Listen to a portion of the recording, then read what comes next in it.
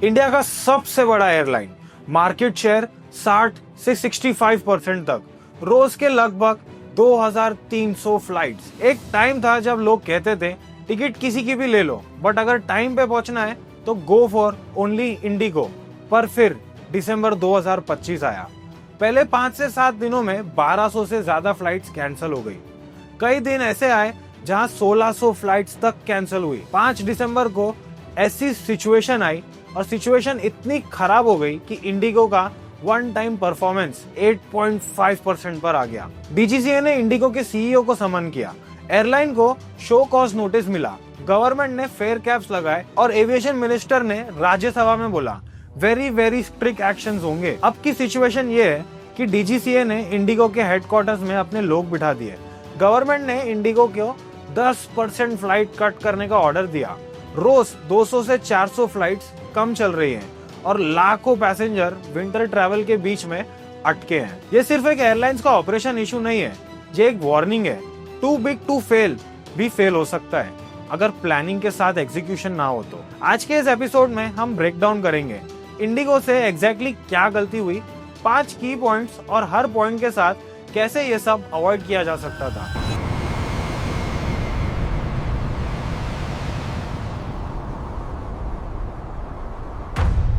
चलो इस वीडियो को शुरू करते हैं, मगर उससे पहले मैं आपको एक ट्रेलर दिखाना चाहूंगा जिसे मैंने और मेरी टीम ने बहुत ही मेहनत से बनाया है। युवराज, ये सभा आपके राज्याभिषेक की प्रतीक्षा कर रही है। मैं ये राज्याभिषेक अस्वीकार करता हूं। राज्य मुझे प्राप्त हुआ था।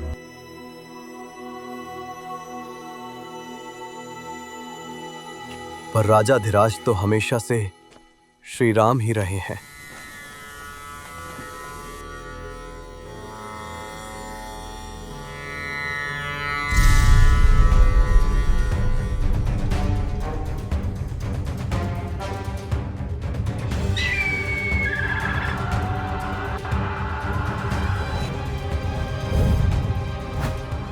यदि चतुर्दश वर्ष के अंत तक प्रभु श्री राम अयोध्या नहीं लौटे तो जिस क्षण उनके आगमन की अवधि बीत जाएगी उसी क्षण भरत अपने प्राण त्याग देगा। जब तक मेरी सांसें हैं भरत कभी मेरे प्रेम से वंचित नहीं होगा। क्या यह सत्य है कि श्री राम को वनवास और पिताश्री को मृत्यु के पथ पर आपने ही धकेला?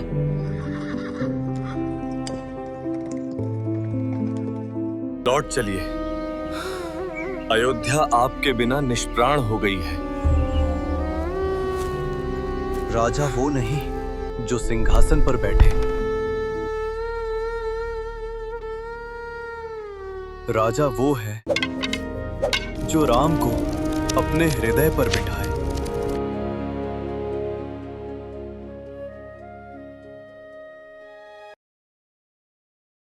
अगर आपको ये ट्रेलर पसंद आया हो तो मुझे कमेंट करके जरूर बताएं। अगर इससे आप डिस्ट्रैक्ट हुए हो तो इसे भी जरूर कमेंट में मेंशन कीजिएगा, ताकि मेरी आने वाली वीडियोस में मैं ये चीज अवॉइड कर सकूं। अगर आप इस मूवी को देखने के लिए इंतजार कर रहे हो हमें तो भी कमेंट करके बताएं, हम आपको लिंक देंगे। चलो अब इस वीडियो पे वापस आते हैं। 2025 इसी साल एयर इंडिया का प्लेन क्रैश हुआ था। काफी लोग मारे गए। आप और मैं, हम सब इसके बारे में अच्छे से जानते हैं। इसी को ध्यान में रखते हुए FDTL को भी नए रूल्स लाने ही थे। इनका मेन गोल था पायलट्स को रेस्ट देना, फटीग और नाइट लैंडिंग्स को कम करना और सेफ्टी का सबसे ज्यादा ध्यान देना। इंडिगो ने DGCA को एक एग्रेसिव विंटर शेड्यूल सबमिट किया। 15,000 प्लस वीकली डिपार्चर्स, पिछले साल के विंटर से करीब 10% ज्यादा। प्रॉब्लम, जितने प्लेन और क्रू का अज्यूम किया गया था एक्चुअली उतने अवेलेबल ही नहीं थे। 1 नवंबर 2025 FDTL फेज 2 फाइनली एक्टिव हुआ।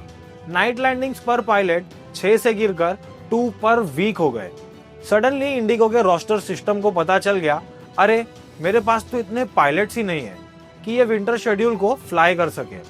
रिजल्ट, 2 से 9 दिसंबर तक 3 से 4 हजार से ज्यादा फ्लाइट्स कैंसिल हो गई या हेवीली डिलेड हो गई। एक दिन में 1600 तक कैंसिल हुई है। गवर्नमेंट ने इंटरवीन किया क्योंकि अब ये सिचुएशन इंडिगो के हाथ से बाहर जा चुकी थी। गवर्नमेंट का इंटरवेंशन बहुत ही नेसेसरी था। डीजीसीए ने कुछ एफडीटीएल रूल्स टेम्पररी रिलैक्स किए इंडिगो से, ताकि वो वापस से ट्रैक पे आ सके। 10 फरवरी तक रिलीफ दिया और साथ ही एयरलाइन को शेड्यूल कट करने को बोला। अब सबसे बड़ा सवाल ये आता है, ये सब एक साथ कैसे फटा? चलो 5 पॉइंट्स में समझाता हूँ। पॉइंट नंबर 1, इंडिगो का ये एटीट्यूड कि हम मैनेज कर लेंगे, एफडीटीएल कोई भी रूल ले, वो उन्हें बड़े लाइटली लेते थे। जो नई एफडीटीएल रूल्स थे उनके बारे में इंडस्ट्री को पहले से पता था। 2024 में ही अनाउंस हो चुके थे पायलट्स फटिंग कम करने के लिए, बल्कि एयरलाइंस ने अपना शेड्यूल कंजर्वेशन रखा। इंडिगो ने क्या किया? विंटर शेड्यूल में 6 से 10% ज्यादा फ्लाइट्स डाल दी, हैवी नाइट ऑपरेशन कंटिन्यू रखी, अज्यूम किया कि सब ऑप्टिमाइज हो जाएगा। जब फेज 2 के रूल्स फुल्ली एक्टिवेट हुए तब नाइट लैंडिंग पे लिमिट हो गई। तब इन्हें सडनली पता चला कि इनके रोस्टर का मैथमेटिक्स तो बिगड़ चुका है। ये कोई अनफोर्सीन नहीं था, ये मिस कैलकुलेशन था। इंडिगो ने खुद डीजीसीए को एडमिट किया कि ये प्लानिंग गैप था। तो अब इसे कैसे अवॉइड किया जा सकता था? आप और मैं तो इसमें बड़े लेमैन हैं, मगर रिसर्च करके हम इतना तो जरूर पता लगा लेते कि एफडीटीएल सिमुलेशन टूल यूज करके वर्स्ट केस सिनेरियो मॉडल बनाना चाहिए था। विंटर शेड्यूल को फेज्ड रैंप अप में डालते, पहले 90%, फिर 95% और फिर 100%। इंडिपेंडेंट फटीग रिस्क ऑडिट करवा सकते थे before filing the final schedule. इससे हमें ये कॉर्पोरेट लेसन मिलता है कि जब रूल सेफ्टी के लिए हो तब ये माइंडसेट लेके चलना कि सब अपने आप सही चल पड़ेगा, वो गलत साबित होता है। Point number 2, lean man power culture, minimum pilots और मैक्सिमम फ्लाइंग। पायलट्स यूनियन और फेडरल ऑफ इंडियन पायलट्स कुछ सालों से एक ही चीज बोल रहे हैं। इंडिगो लीन मैन पावर पे चल रहा है, ग्रोथ के हिसाब से वो सफिशिएंट पायलट्स हायर नहीं कर रहा है। स्टैट्स भी यही बोलते हैं। 2022 और 2024 के बीच में इंडिगो ने 91 एडिशनल एयरक्राफ्ट के लिए अप्रॉक्सीमेट 1247 पायलट्स ऐड किए, जबकि उसके अपोजिट साइड एयर इंडिया ने 61 एयरक्राफ्ट हायर किए और 1420 पायलट्स को रिक्रूट किया। इसका जवाब क्या था? कि इंडिगो कम से कम कॉस्ट में चलाना चाहता था ताकि वो मैक्सिमम प्रॉफिट निकाल सके, पायलट्स को स्ट्रेस दे सके। पायलट्स तो स्ट्रेस झेल लेंगे, मशीन भी स्ट्रेस झेल लेंगे, मगर कब तक? उसकी एक लिमिट होती है। मशीन तो फिर भी 24 घंटा चल सकती है, मगर एक ह्यूमन बॉडी को रेस्ट देना उतना ही इंपॉर्टेंट है। ये इंडिगो भूल चुका था। यानी सेम वॉल्यूम के लिए इंडिगो के पायलट एयरक्राफ्ट रेशियो टाइटर थे। नॉर्मल डेज में ये एफिशिएंसी लगती है, क्राइसिस के टाइम पे ये फ्रेजाइलिटी बन जाती है। जब न्यू एफडीटीएल रूल्स ने रेस्ट आवर्स बढ़ा दिए, नाइट फ्लाइंग पे लिमिट कर दी, तो इंडिगो के पास बफर पायलट्स ही नहीं थे। एक छोटा सा रोस्टर ग्लिच चेन रिएक्शन बन गया। इसे हम कैसे अवॉइड कर सकते थे? तरीका बड़ा सिंपल है, हाँ, मगर इंडिगो के जेब में से थोड़े ज्यादा पैसे खर्च हो जाते। ग्रोथ के साथ साथ पायलट हायरिंग को एग्रेसिवली रैंप अप करना चाहिए था। फटीग रिलेटेड डेटा देखकर रोस्टर फ्लेक्सिबल क्रिएट करना चाहिए था। Not just cost optimization, lean is efficient को लेके लीन इज रिस्की समझना चाहिए था, स्पेशली एविएशन जैसे सेफ्टी क्रिटिकल इंडस्ट्री में।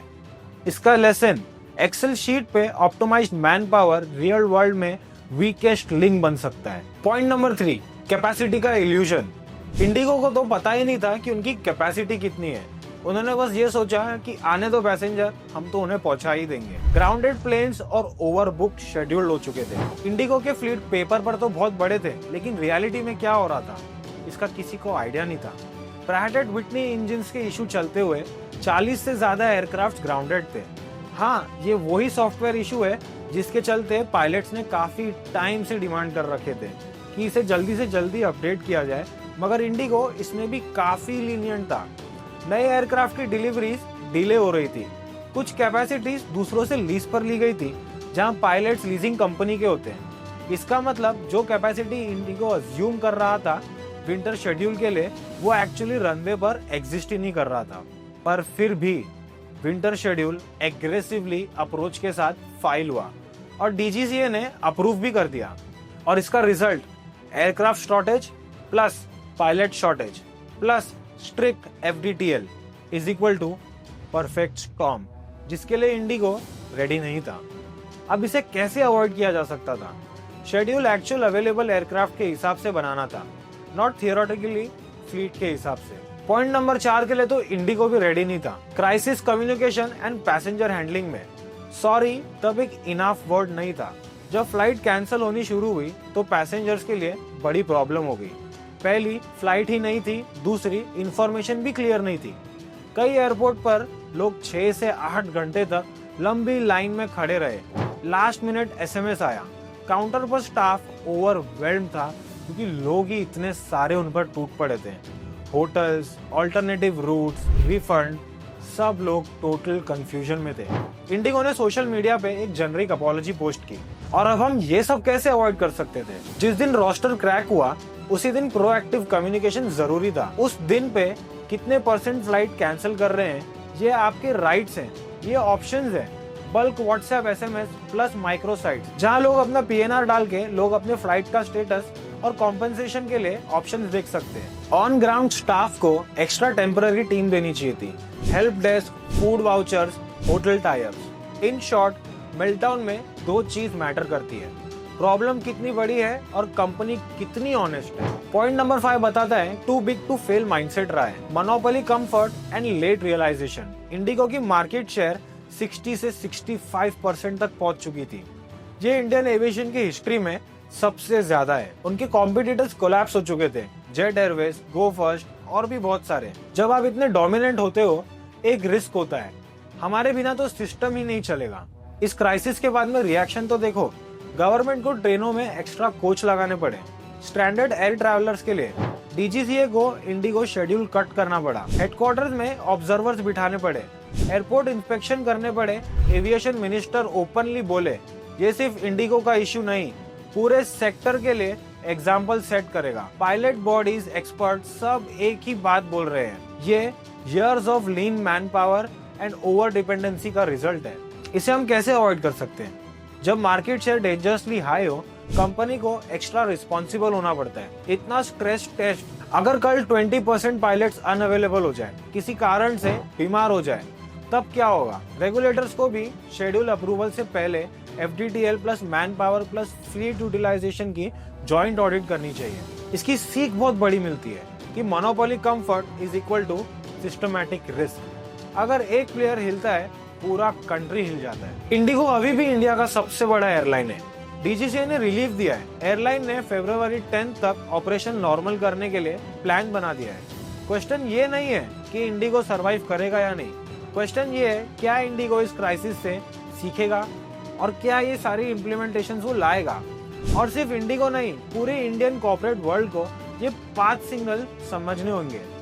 सेफ्टी रूल्स को लाइटली लोगे तो सिस्टम तुम्हें ही पनिश करेगा। लीन मैन पावर कूल दिखता है पर शॉक आते ही सबसे पहले वही टूटता है। Paper capacity is not equal to real capacity. Excel और रनवे अलग अलग चीज होते हैं। क्राइसिस में क्लियरिटी, ऑनेस्टी और कंपेंसेशन ये बेस्ट PR है। जितने पावरफुल हो उतनी ज्यादा जिम्मेदारी तुम्हें उठानी पड़ती है। अगर आप इस वीडियो को अभी तक देख रहे हैं, इसका मतलब आपको ये वीडियो पसंद आ रही है, तो हमें लाइक करके बताएं। और हाँ, सब्सक्राइब करना ना भूलें क्योंकि मैं हर हफ्ते एक नई वीडियो लाता हूँ और अधिकतर व्यूअर हमें सब्सक्राइब ही नहीं करते। मैं हूँ अनमोल शर्मा। अब हम मिलते हैं अगले किसी एपिसोड में किसी नई कहानी के साथ।